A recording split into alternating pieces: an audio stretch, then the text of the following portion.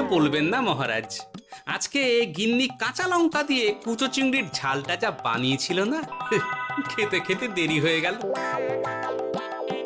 গোলগাপ্পি দেওয়ার আর জায়গা পাও না না? বিশ্বাস করুন, সত্যি খুব ভালো রান্না করেছিল গিন্নি, তাই আবার আরেক হাঁড়ি ভাত চড়াতে বললাম। আর সেটা খেয়ে আসতেই তো দেরি হয়ে গেল। আরো এক হাঁড়ি?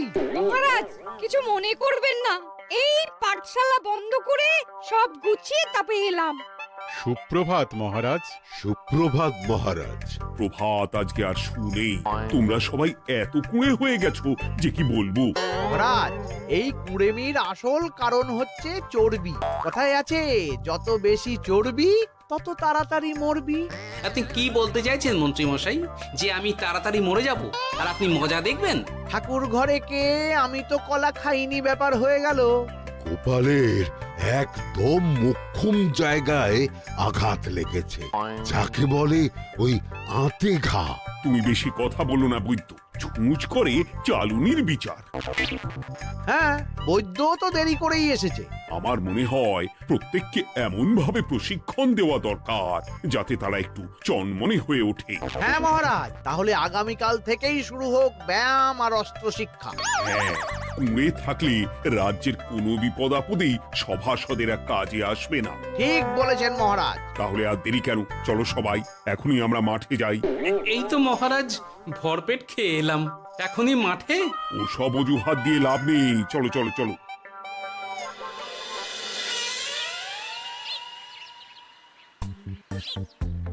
এবার সবাই সারিবদ্ধভাবে দাঁড়িয়ে পড়ো। এ কি, গোপাল কোথায়? মহারাজ, গোপাল আপনার পিছনে দাঁড়িয়ে আছে, চুপি চুপি। এই এই এই গোপাল, যাও যাও, মাঠের মাঝখানে গিয়ে দাঁড়াও। এই চাঁদি ফাটা রোদে কেন মহারাজ সুস্থ শরীরকে ব্যস্ত করছেন? এইসব বাজে কথা শুনতে চাই না। শুয়ে বসে থেকে শরীরের কি অবস্থা করেছো? শরীরের নাম মহাশয়, যা সবে তাই সয়। তুমি যাবে না, তোমাকে এক্ষুনি বরখাস্ত করব। কি জ্বালা! যেখানে আমার সব কাজ বুদ্ধি দিয়েই হয়ে যায়, সেখানে গায়ের জোরের কি দরকার? হ্যাঁ, এই গোপাল, আমি 1 থেকে 3 অব্দি গুনবো, তারপরে সবাই এই মাঠের ধার বরাবর 5 বার পাক দিয়ে দৌড়বে। ঠিক আছে মহারাজ, আমি প্রস্তুত। আমি রোগাপটকা আছি, কোনো সমস্যাই হবে না। হয়ে গেল। সবাই প্রস্তুত? 1 2 3। কি হলো গোপাল, দৌড়াও দৌড়াও। মহারাজ, এর থেকে বেশি জোরে পারবো না। আই, কে আছো? একটা কঞ্চি দাও। এই সেরেছে। বেশ হয়েছে, বেশ হয়েছে। ব্যাটার এবার চর্বি কমবে। কি হলো গোপাল? হ্যাঁ, হয়ে গেল? হ্যাঁ?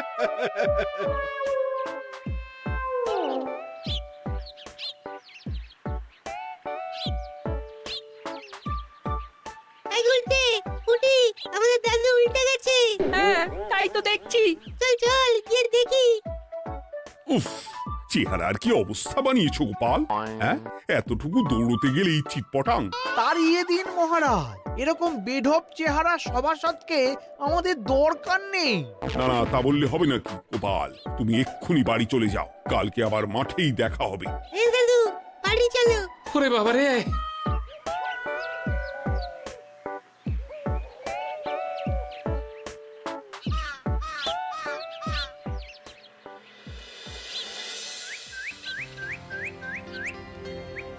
আরে ধুর ছাতার মাথা, তখন থেকে জল খেয়েই চলেছ।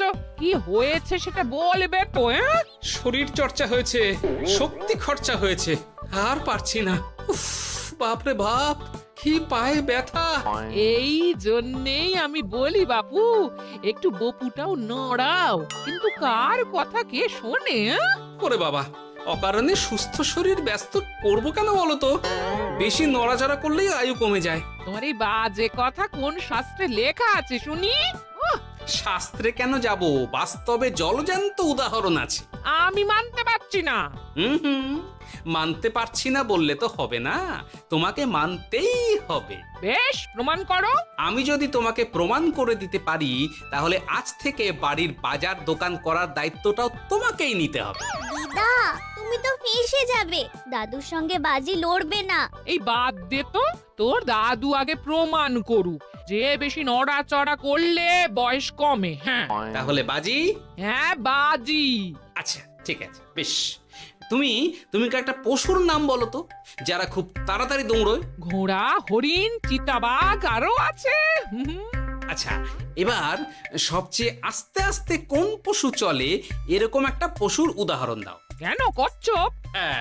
এই তো পেয়ে গেছে উত্তর। এবার তুমি বলো তো, কচ্ছপ কত বছর বাঁচে, আর ঘোড়া, হরিণ, চিতাবাঘ এরা কত বছর বাঁচে? চিতাবাঘ, ঘোড়া কেউই 30 বছরের বেশি বাঁচে না, কিন্তু কচ্ছপ 300 বছরও বেঁচে থাকে।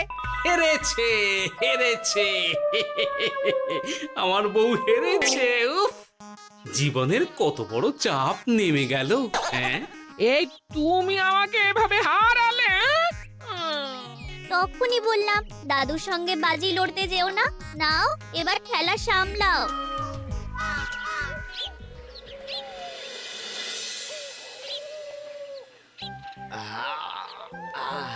আরো ভালো করে মালিশ কর। আজকে ছোটাছুটি করে পা দুটো বেশ ব্যথা ব্যথা করছে। কালকে তো আবার অন্য পরীক্ষা। আরে আমার হালকা চেহারা আছে, সব সামলে নেব।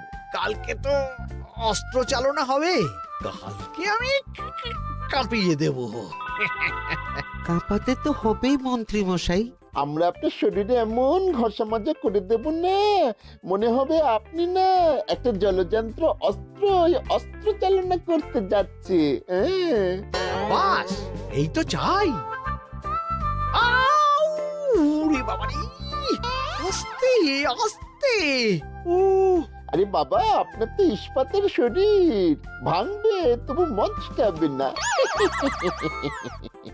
চিন্তা করছেন কেন?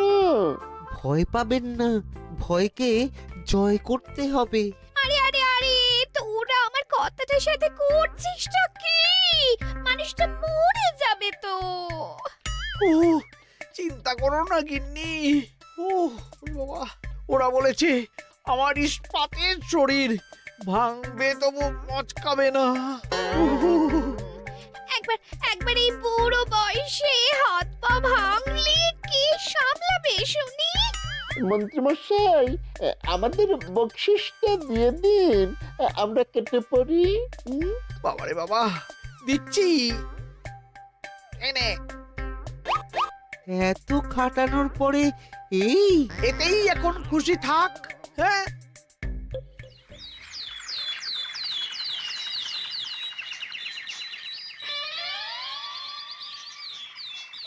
এবার তোমাদের সকলকে অস্ত্র শিক্ষা দেওয়া হবে। উফ, রোজ রোজ কি জ্বালাতনে পড়েছি, বাপরে বাপ। বাবা মা কাউকে ডাকার দরকার নেই, ভালো না লাগলে রাজসভা চাকরি ছেড়ে চলে যাও। মহারাজ, এটা তো উচিত নয়। যে যেটাই পারদর্শী তাকে সেটাই করতে দিন না। একটা বাঁদরকে যদি আপনি বলেন শিকার করে মাংস খেয়ে দেখা, সে কি পারবে মহারাজ? মহারাজ, গোপাল একটু বেশি কথা বলছে, ওকে আপনি বের করে দিন। আমি তোমার কথায় গলবো না গোপাল, তোমাদের সবাইকে এখন অস্ত্র শিক্ষা শিখতেই হবে। কর্তার ইচ্ছায় কর্ম, এখন তো আমার আর কিছুই বলার নেই। তাহলে আর দেরি কেন, তোমরা সবাই একটা করে ঢাল আর একটা করে তলোয়ার তুলে নাও। সেনাপতি, বলুন মহারাজ। তুমি সকলকে অস্ত্র শিক্ষা দেবে, তলোয়ার চালানো শেখাবে। এক এক করে প্রত্যেকে তোমার কাছে যাবে, আর এক এক করে তুমি সবাইকে তলোয়ার চালানো শেখাবে। আচ্ছা মহারাজ, তাহলে ওই সবার প্রথমে চলে আসুন মন্ত্রী মশাই।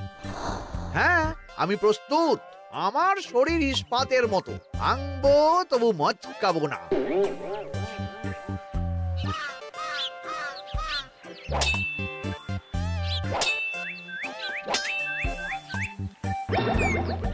কি কেমন দিলাম?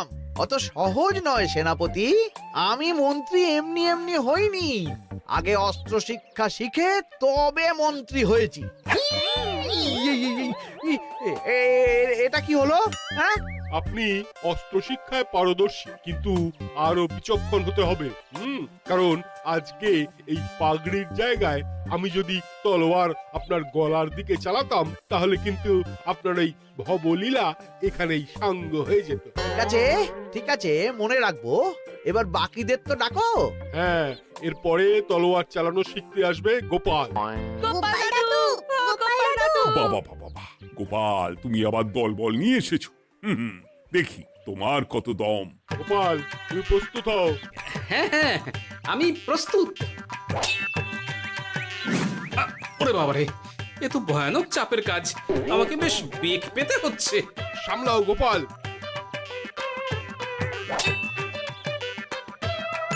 না, আমাকে অন্য রাস্তা দেখতে হবে। সেনাপতি, মহারাজের দিব্যি, তুমি আমার দিকে তলোয়ার ঢাল বাড়াবে না। এই এই, এটা কি হলো? সত্যি তো, এটা কি হলো? গেল গেল গেল গেল গেল গেল গেল, দুটিটা খুলে গেল গো। দেব নাকি এবার কুচ করে কেটে? জিতে গেছি, জিতে গেছি। এটা কি হলো? শত্রুপক্ষ কখনো কারো দিব্যি শুনবে না। আর সেনাপতি, তুমি কি ওখানে দাঁড়িয়ে দাঁড়িয়ে মজা দেখছো? আমি কি করব মহারাজ, গোপাল যে আপনার দিব্যি দিয়ে দিল। গোপাল বেটা খুব চালাক। তাহলে এখন উপায়? ওসব গোপাল তোমাকে বোকা বানাবার জন্য করেছে। তুমি ধুতি ঠিক করে আবার লড়াই চালিয়ে যাও। যথাজ্ঞা মহারাজ।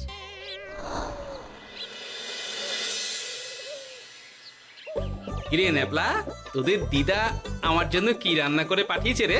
এই তো ভাত, আলু সেদ্ধ, এই পুঁই শাকের ঝোল আর রুই মাছের ঝাল। আর তোদের যে তোষক, বিছানার চাদর আনতে বলেছিলাম, এনেছিস তো?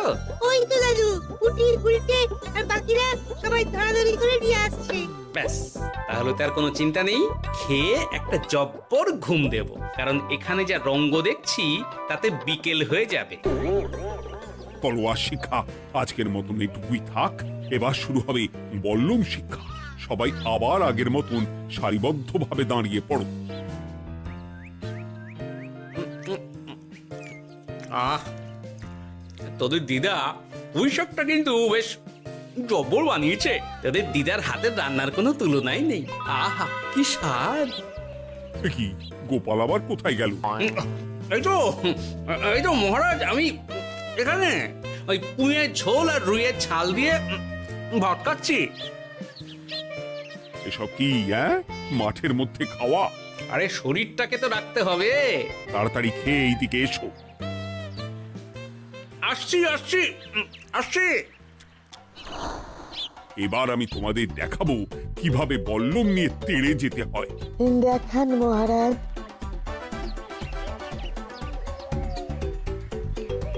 এ তো খুবই সোজা মহারাজ। ঠিক আছে, তাহলে বল্লম নিয়ে তেড়ে যাও দেখি। দিন, আপনার হাতের বল্লমটাই দিন।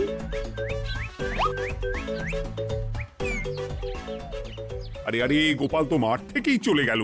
আমি ডেকে আনছি মহারাজ। আরে আরে, ও গোপাল, গোপাল, মহারাজ ডাকছেন। থামো থামো। মহারাজ বলেছেন বল্লম নিয়ে তেড়ে যেতে। তেড়ে গিয়ে আবার ফিরে আসতে তো উনি বলেননি। আরে, এ তো মহা মুশকিল। উনি এক্ষুনি তোমাকে মাঠে ফিরতে বললেন। সেটা আপনাকে বলতে পারে সেনাপতি, আমাকে তো বলেনি। আমি চললাম।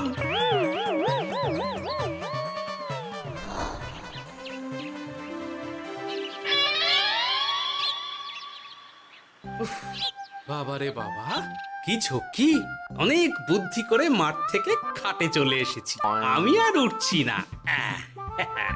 এ কি বলি, তোমাদের তো এখন অস্ত্র শিক্ষা নেওয়ার কথা। হ্যাঁ, তোমার বলা নেই, কোয়া নেই, অমনি বাড়ি চলে এলে।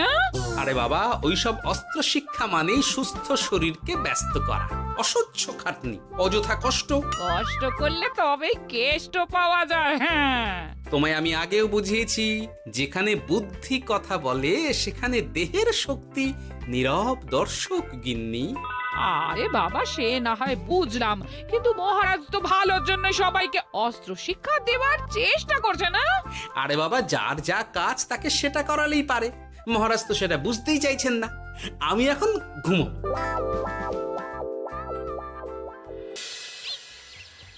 দরজা খোলো গোপাল, দরজা খোলো। গোপাল, গোপাল দরজা খোলো বলছি। ব্যাস হয়ে গেল। একটু শান্তিতে ঘুমাবো তার জো নেই। দরজা খোলো গোপাল। বলুন মহারাজ। তুমি কি পেয়েছোটা কি গোপাল? রাজসভায় দেরি করে আসবে, তারপর অস্ত্র শিক্ষার সময় ফাঁকিবাজি দেবে, এভাবে তো আর তোমাকে মনে হচ্ছে রাজসভায় রাখা যাবে না। মহারাজ, গোপাল তো মুখের কথার লোক নয়, ওকে তাড়িয়ে দিই। কেন মহারাজ? আমি কি এমন মহাপাপ করেছি যে আমাকে তাড়িয়ে দেবেন? এই যে আমার কথা শুনছো না, এটাই তোমার অপরাধ। অপরাধ নেবেন না মহারাজ।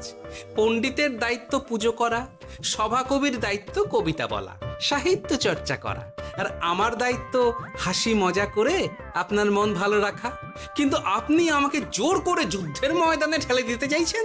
এটা আমার ইচ্ছে। আমিও তো মহারাজ ইচ্ছে করলেই অনেক কিছু করতে পারি। চোখ বন্ধ করে লক্ষ্য ভেদ করতে পারি, শুধু বুদ্ধি দিয়ে। আরে বাহ, এত বড় কথা! তাহলে মহারাজ, ওকে বলুন পরীক্ষা দিতে। কি পরীক্ষা? আমি একটা ঘরে বর্ম পরে দাঁড়িয়ে থাকবো। তোমার হাতে অস্ত্রও দেব, আমার মাথায় একটা আপেল থাকতে হবে, আর তুমি কিভাবে আমার মাথা থেকে ওই আপেল ফেলতে পারো দেখব। এ তো খুবই সোজা। কি গোপাল, তাহলে লড়বে নাকি বাজি? হ্যাঁ, লড়তে রাজি আছি। তাহলে আজ রাতেই হয়ে যাক পরীক্ষা। যদি এই পরীক্ষায় উতরে গেলে তো ভালো, নইলে তোমার চাকরিটা গেল। গোপাল, তুমি পারবে তো? সে দেখাই যাবে। আজ রাতে তাহলে রাজবাড়িতে দেখা হচ্ছে। যদি আমি এই পরীক্ষায় বিফল হই, তাহলে আমার চাকরি আপনি কেড়ে নেবেন। আর যদি সফল হই, তাহলে মন্ত্রী মশাইকে শাস্তি দেবেন। আমি নিজে সারা কৃষ্ণনগরে নাক্ষত দেব। বেশ, দেখা যাক।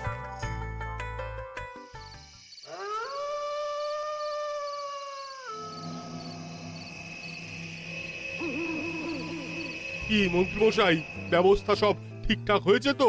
হ্যাঁ, এবার শুধু গোপালের পরীক্ষার পালা। আমি তাহলে বাইরে গেলাম, গোপালকে পাঠিয়ে দিচ্ছি।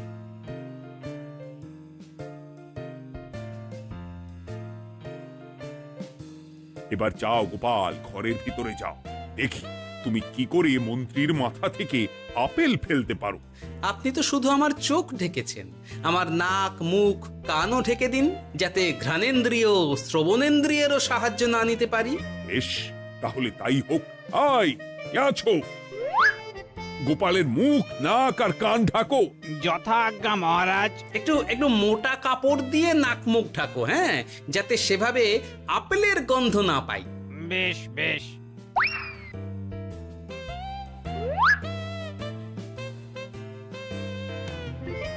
যাও গোপাল। গোপাল, এবার তোমার চাকরি গেল। এবার তুমি কি করবে? কি করবে? দৌড় ঝাঁপে ফাঁকিবাজি? হ্যাঁ?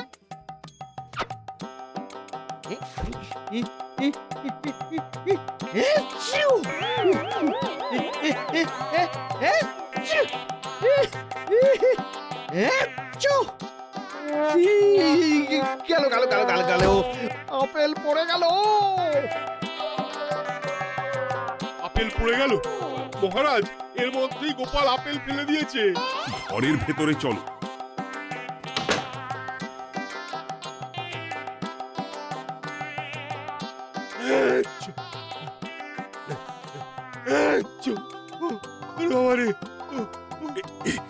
কি ওরে বাবারে বাবা, কি ঝাঁজ! ওরে বাবারে বাবা। কি মহারাজ, দেখলেন তো গোপালের চমক? অস্ত্র ছাড়াই আপেল ফেলে দিলাম।